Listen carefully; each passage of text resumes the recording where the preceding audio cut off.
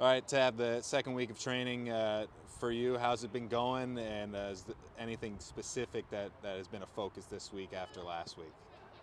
Well, first of all, we're happy to have gotten the win at home in the last game. I thought the team played really well for about 60 minutes. And then the last 30 were a little bit more difficult. Obviously, that falls on us, on the coaching staff. We made a lot of changes. We're trying to give opportunities to players and see where they stand and how they can fight for the rest of the season for a spot. But besides that, really happy with last week.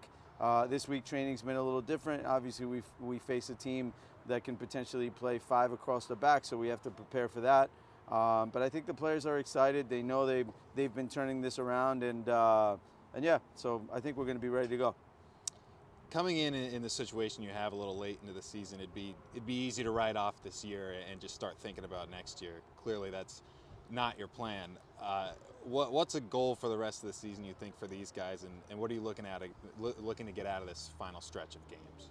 I mean, the goal for us as coaching staff, first of all, is to get to know the players, to get to know their personalities, to see how they react to different situations. I think not just in the games, but in practice every day, things that come across, and then see how much we can get out of the team. Because obviously, at the end of the day, yeah, we're not worried about the playoffs right now, but we are worried about winning this game on Saturday, and we just take it one game at a time and do the best we can. So you started talking about Vegas a little bit. They're a pretty interesting club. They started in 2018, just a year before Hartford did, and they're on the top half of the table in the West, which has been a tough conference this year. Anything specific that stands out about them? Well, I'd obviously good friends with Eric Winella when he was coaching there, so I was pretty familiar with the club in general.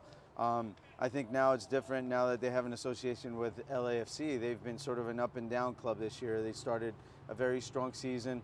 Over the last 2-3 weeks, they haven't done as well. But sometimes it depends, because being a second team of an MLS team, sometimes you get players taken away. So we're actually at this point a couple days away from the game. It's difficult for us to know. Obviously, we're pretty close to what we think their lineup's going to be, but we don't know what can happen last second.